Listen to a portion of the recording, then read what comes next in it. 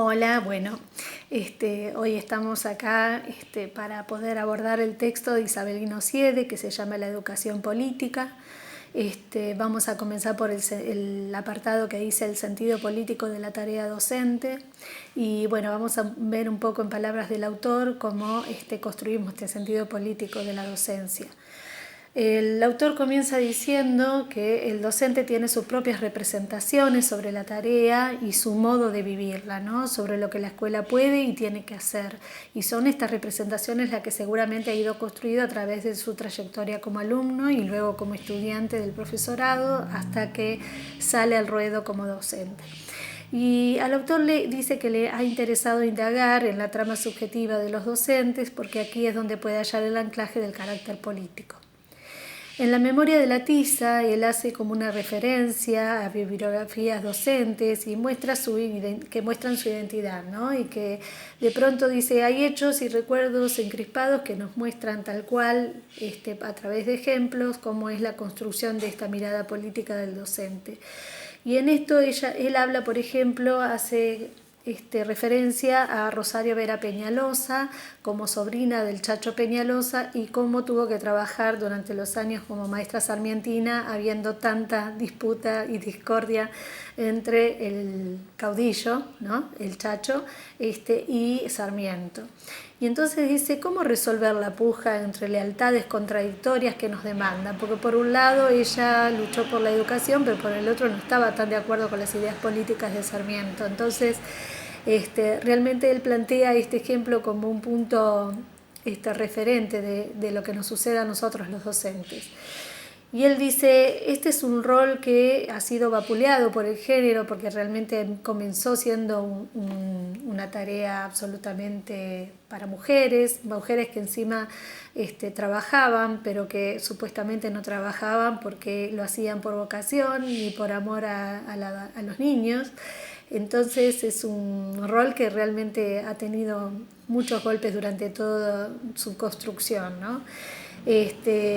Donde el docente tuvo que dejar parte de su vida privada y estas maestras dejaban parte de su vida privada para poder ser parte de esta profesión, porque obviamente había un contrato, ustedes saben y lo hemos hablado, de los pedidos que se le hacían a las maestras de aquel entonces, ¿no es cierto?, a las maestras normales, que de pronto tenían que tener una vida llena de virtudes y ser absolutamente ejemplos para sus niños, ¿no? En donde no podían salir a pasear con ningún hombre que no fuera su papá, no podía tomar helados en la vía pública, no podía maquillarse, no podía vestirse como quería, sino que tenía que guardar siempre atinosamente su vestimenta. Y entonces acá vemos un rol que siempre estuvo entre el compromiso, el sacerdocio, el docente que no era trabajador, porque no se lo podía ver como un trabajador porque era alguien que lo hacía por vocación, y un docente que no tenía técnica porque en realidad era un docente que de pronto cumplía con los mandatos que venían de las políticas educativas del momento. Y aquí está una frase que dice él, yo me sacrifico por ustedes porque soy tan bueno y generoso que doy mi vida para que estén mejor, ¿no? Un docente sacrificado que entrega su vida, ¿no? Y entonces él se pregunta, y cuando digo él me refiero al autor, a Isabelino, dice, desde este lugar, ¿alguien puede enseñar a emancipar al otro? Qué pregunta, ¿no? Para dejarnos pensando, ¿no? ¿Cómo queremos ser docentes emancipadores si nos paramos desde esa mirada de docente que se tiene que sacrificar y perder su vida, ¿no? Porque es bueno y generoso. Es para pensar. Bueno, y Isabelino sigue haciendo su recorrido y nos va a llevar hasta Barcos, otro pedagogo, y dice que Barcos mismo se pregunta, ¿no? ¿Se puede elegir a quién enseñar? Y aquí hace referencia a Almafuerte, ¿no? que había dedicado su vida a enseñar gratuitamente a niños pobres, ¿no? Y por otro lado, a los docentes normales, en donde hay una cita de una supuesta directora que decía que tenía buen material si de pronto venían esos niños de la clase burguesa. Y Barcos termina diciendo, el sistema ahoga, esclaviza, embrutece e impide. ¿No será inherente a la tarea docente estar siempre en contradicción con el sistema que integramos? Y yo creo que sí, yo creo que siempre tenemos que estar por lo menos muy atentos y ser muy críticos con el sistema al cual pertenecemos. Pero esto es una mirada absolutamente propia. Y sigue Barcos diciendo, ¿no será parte de la tarea educativa mantener siempre abierta una disputa por las condiciones materiales y simbólicas de nuestro trabajo? Y habla entonces de la visión política, no aparentemente crítica. Resulta solo un tranquilizador de conciencias con sentido ético adormecido, dice, la queja paralizante que limita el accionar.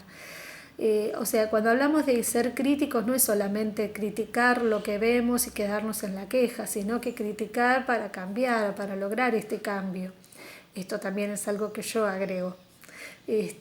Porque si nos quedamos en la queja, en realidad no estamos accionando, no estamos haciendo nada más que afianzar esto que tanto nos molesta.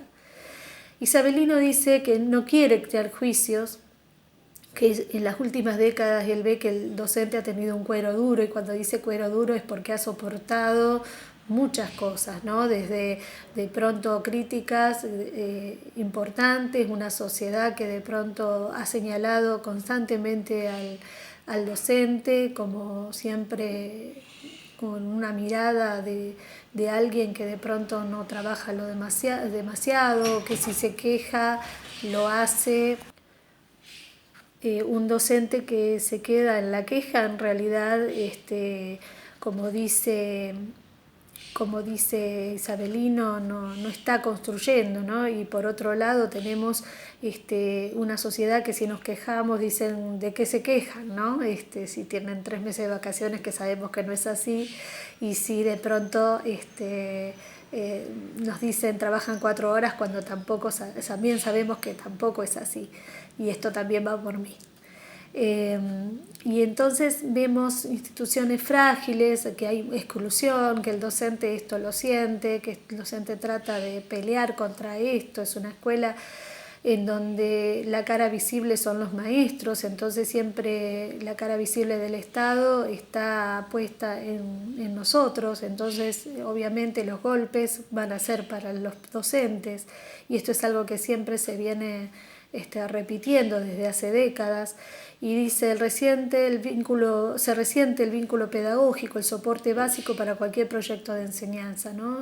Con un docente que no se encuentra a la altura de lo que es el vínculo pedagógico con este niño o estudiante, adolescente o adulto, al que tiene que enseñar, ¿no? Y realmente no se siente lo suficientemente reconocido o fuerte como para poder hacerlo, realmente nos hace pensar en qué pasa con este rol.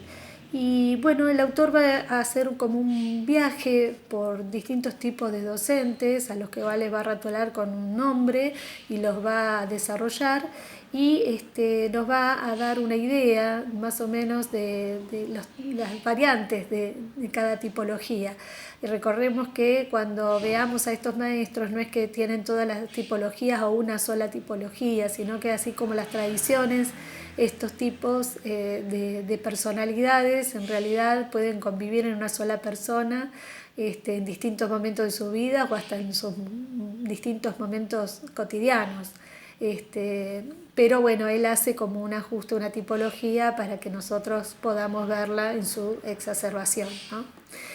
Entonces va a hablar de ver las diferencias docentes, nos mostró las resistencias de quienes eligieron este oficio, y dice, para esto toma Mériès, compara la tarea educativa con la historia de Frankenstein, ¿no? Y dice que el maestro es como el doctor Frankenstein, que trata de armar una matriz clásica, una mirada de alumno, ¿no? Entonces trata de reconstruirlo a su imagen y semejanza, ¿no?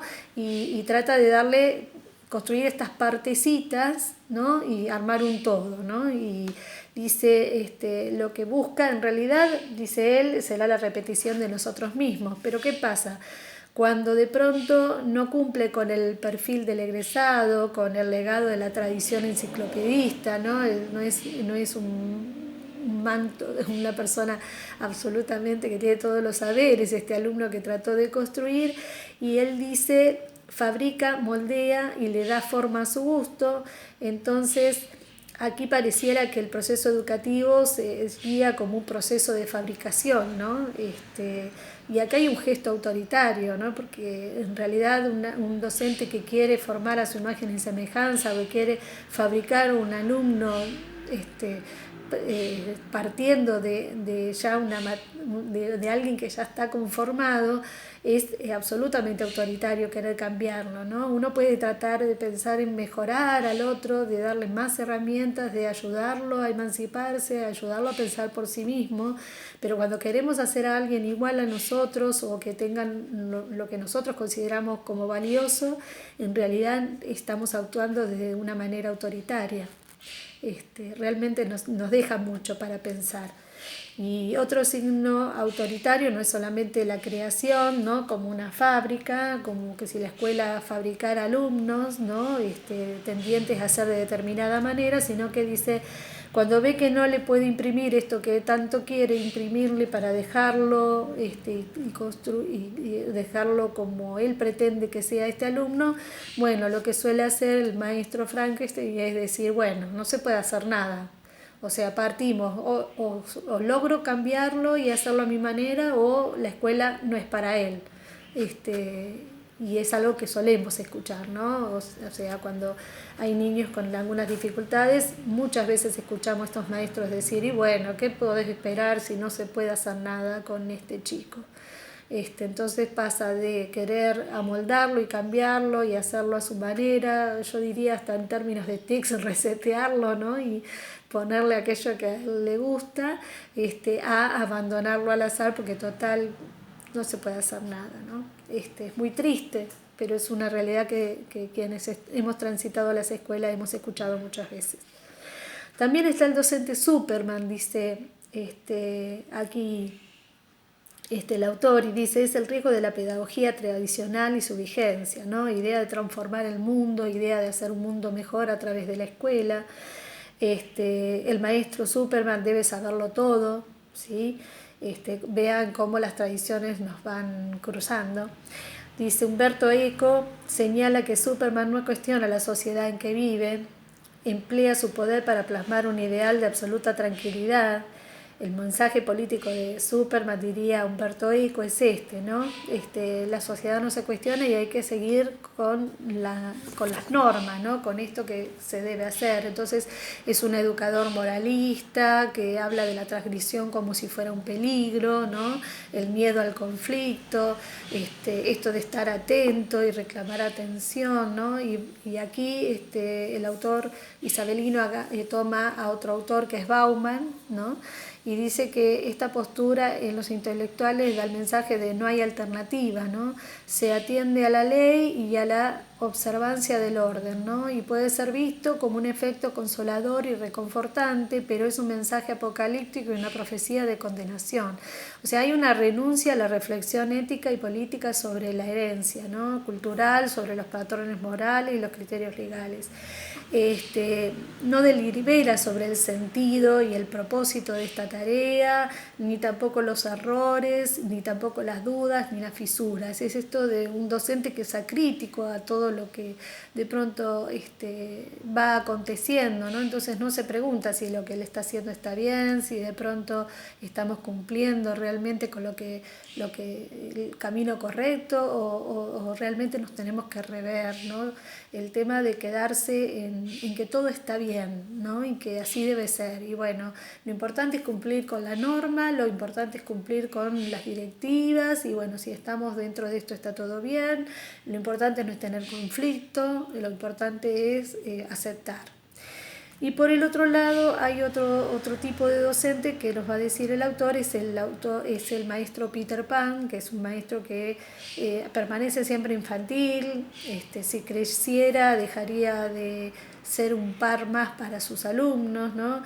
Esto deja de ofrecer la mediación entre la realidad y lo que nos pasa, ¿no? Y y dice, no trabaja con niños, sino que él es uno más, ¿no? Comparte sus alegrías, temores y tristezas, pero ¿qué pasa? Acá dice Perla Selmanovich, ¿cuál es el problema de este maestro? Y este maestro seguramente no les va a transmitir seguridad a sus alumnos. Seguramente esta infantilización del adulto no va a servir para poder acompañar los procesos de enseñanza de este niño. O sea, el docente tiene que ser también contenedor. Un docente que está en esta tesitura corre el riesgo, dice, que el adulto pierda el lugar de ofrecer mediación, ¿no? Para resignificar la realidad, mostrando dificultades para soportarla. Este docente de pronto no propone, no protege, elige ser vulnerable como sus alumnos, no transmite legados ni desafíos, ¿no? Sus preguntas no son profundas, no busca auténticamente una respuesta. El primer gesto político de la educación escolar es invitar a romper el cascarón, ¿no? Es elevar ancla de su propio mundo social para explorar lo otro. Si el docente no propone un salir de este mundo, nada hay que conocer ni para transformar. Entonces la educación política no tiene sentido. Por eso es que hay que tener cuidado con esto, ¿no? En realidad hay que enseñarle a los chicos a cuestionar, a preguntarse y repreguntarse y ver si esto está bien para poder cambiarlo, ¿no? Pero un docente que no se pregunta a sí mismo si está todo bien, seguramente no va a ser un docente que haga que sus alumnos lo sean. Y por último viene el modelo de Sandokan, ¿no? Recordemos que era un noble malayo a que los ingleses le quitaron su reino y mataron a sus padres y por eso se transforma en un jefe de piratas, ¿no? Y Emilio Salgani dice, este tipo de docente es un docente que es un luchador, pero que es un resistente a todo, es un docente que seguramente todo el tiempo tiene un mensaje propositivo y transformador, es una figura de resistencia frente a toda dominación u opresión, es altivo, es prepotente, ve las realidades de la mirada binaria de bueno o es malo, todo es bueno o malo, no hay grises, no puede sentarse a pensar con el otro, no puede tratar de buscar puntos en común ni juicios en común. Y esto hace que se aleje a veces de sus pares porque además es un docente que exige que el otro sea como él, ¿no? Entonces no logra poder entender que el otro puede ser diferente y esto hace esto que nosotros decimos, esto de ser o blanco o negro, ¿no? O estás conmigo o estás sin mí, y esto hace que a veces se quede muy solo. La propia lucha, dice, puede endurecer y puede perder hasta la ternura en la batalla, ¿no? Qué importante esto. Y es una sutil derrota, dice el autor, que lo transforma en semejante al sistema que combate, ¿no? Se pone tan duro, tan en contra de todo, que termina perdiendo su propia batalla, ¿no? Enarbola lo que es la pedagogía de la resistencia, ¿sí? Que puede enceguecer su proyecto político, por ahí sus intenciones eran las mejores, pero en este afán de siempre estar en contra de todo no logra poder ver algunas cosas que pueden servir, ¿no? Y que puede tomar.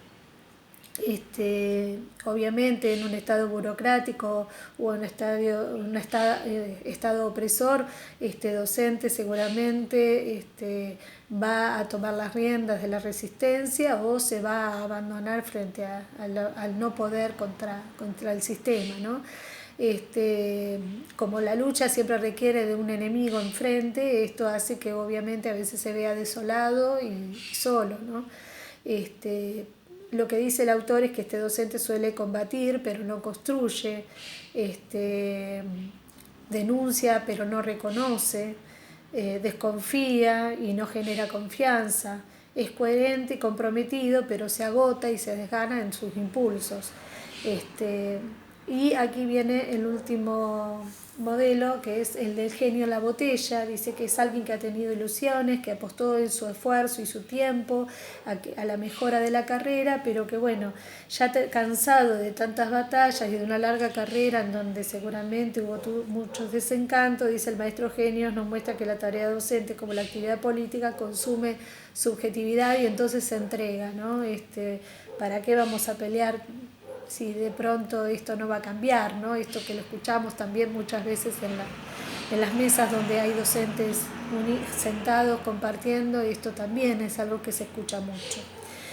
Y acá entonces el autor va a hablar de Tras las huellas del deseo, se llama este apartado, y habla del amor a los niños, y habla de Hannah Arendt como una autora que, bueno, por un lado dice que expulsa el amor de la esfera pública, ¿no? Dice que el amor es antipolítico, pero por el otro lado, en otro texto, ella habla de que la docencia requiere un gran amor y una gran entrega por esos niños que están llegando y a los cuales les tenemos que entregar todo nuestro legado, pero por otro lado tenemos que ayudarlos a crecer y hacer que este legado que nosotros le entregamos lo puedan cambiar. La educación raíz entonces en un amor de dos caras, ¿no? Un amor al mundo que significa no naturalizar lo que es y poder pensar en esto que puede transformarse, y por el otro lado en los niños, en abrir las puertas para que puedan crear un mundo nuevo, ¿no? Y darles todas las herramientas posibles para eso. Y entonces el autor nos dice, este amor despersonalizado, ¿no? Isabelino nos muestra como una flecha tirada al aire. Es probable que la educación sea esto. Y hablando de esto, bueno, yo he tenido docentes que nos han dicho, ¿no? Que nuestra tarea es una tarea a largo plazo, que seguramente no vamos a ver en qué se van a convertir nuestros alumnos el día de mañana, no los vamos a ver, pero seguramente huellas dejamos, eso seguro. Es una tarea que no es como el artesano que comienza, ve todo el proceso de producción y termina viendo la silla, la mesa que construye, ¿no? O el alfarero que de pronto hace un florero y lo termina pudiendo utilizar y disfrutar. Nosotros construimos, pero nunca vamos a ver la tarea acabada, ¿no? Bauman nos va a decir que en el amor en tiempo de liquidez va a hablar de Korsak, va a hablar de este pedagogo que en un asilo de huérfanos judíos en Varsovia, por amor a los niños, pero sobre todo por amor a la humanidad, ¿no? Acá hace una distinción grande. Bauman dice, el docente tiene que tener amor a la humanidad, no solamente por el grupo de niños que tenemos. Y nos cuenta, bueno, cómo este pedagogo terminó acompañando a un grupo de niños judíos durante lo que fue el Holocausto, y bueno, él hasta último momento acompañó, a pesar de que le dieron todas las oportunidades para que pudiera abandonarlos y dejarlos. De hecho lo habían reconocido como escritor de varios libros y trataron de ayudarlo para que él desistiera de esta decisión, y sin embargo él acompañó hasta último momento a estos 200 niños y docentes que fueron obviamente aplacados por el Holocausto, ¿no? Bueno, la tarea entonces de un educador se funda en este amor político que es amor a la humanidad del otro, nos va a volver a decir entonces Isabelino. Y el que elige enseñar solo puede sostener su tarea si sostiene la idea de que el mundo puede ser mejor. La transformación no está en sus manos, sino en lo que él deja de herramientas y en sus huellas, ¿no? Para hacerlo.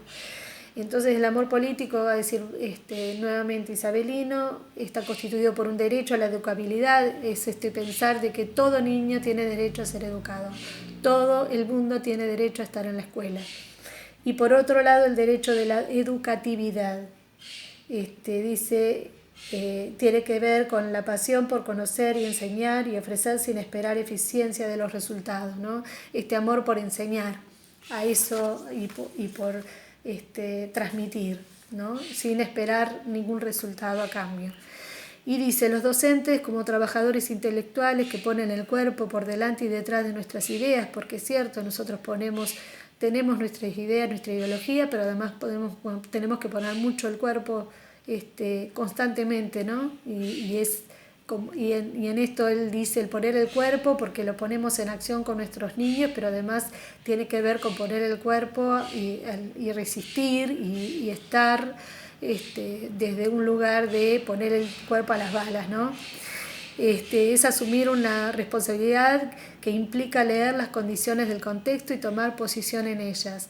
no es solamente recibir lo que uno tiene que hacer y decir lo que uno tiene que decir porque lo dicen desde arriba, desde las políticas, y esto lo digo yo, sino que es poder leer el contexto, poder ser crítico con eso y desde ahí tomar una posición.